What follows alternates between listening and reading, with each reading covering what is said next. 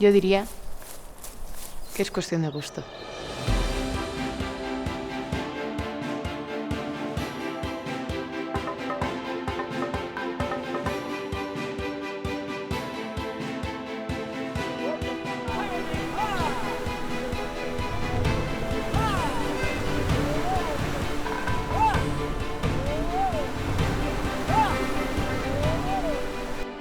Diría que es cuestión de vista.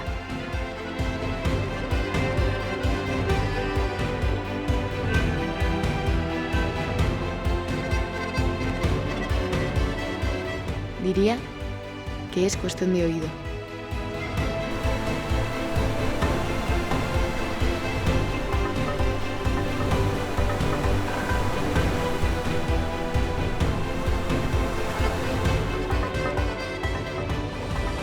Yo diría que es cuestión de olfato.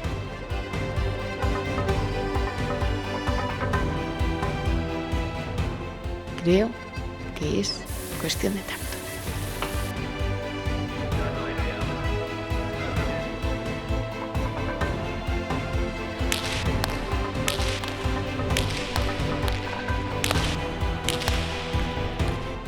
Al final, lo importante es emocionarse. Euskadi Basque Country. Disfrutarás con los 5 sentidos.